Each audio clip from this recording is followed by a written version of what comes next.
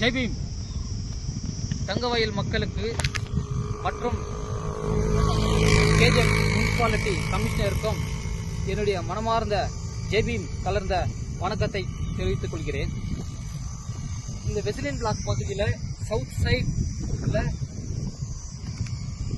வாலிபர் ஆடும் விளையாட்டு மைதானத்தில் இந்த மாதிரி ஒரு அவலம் சில வருடமாக நடந்து கொண்டிருப்பதால்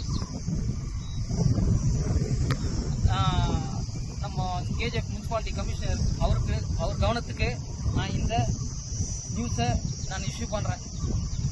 தயவுசெய்து இந்த தேங்கிக்கிற தண்ணி அந்த ஃப்ரிட்ஜில் உள்ளே போய் சேர்ற அளவுக்கு அதை கிளியர் பண்ணி சுத்தப்பட்டு கொடுத்தாக்கா ரொம்ப நல்லா இருக்கும்.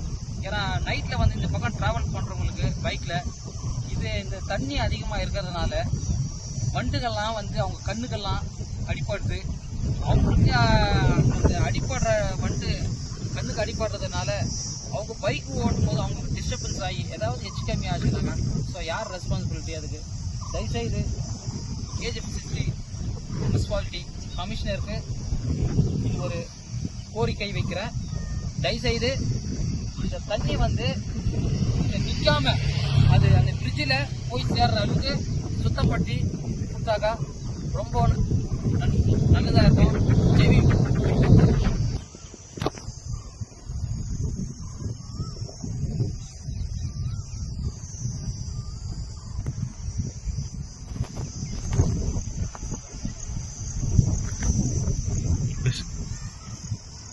ஜெய் பீம்.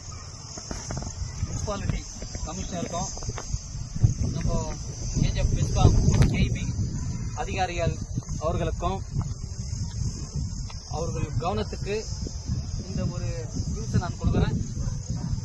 இந்த டிரான்ஸ்பாரம் கிட்ட ரெசிடென்ட் பிளாக் சவுத் பகுதியில் மைதானத்தில் இருக்கிற டிரான்ஸ்பாரம் எவ்வளோ ஒரு புல்லு மரம் அந்த டிரான்ஸ்பாரம் மறைச்சின்னு இருக்குது.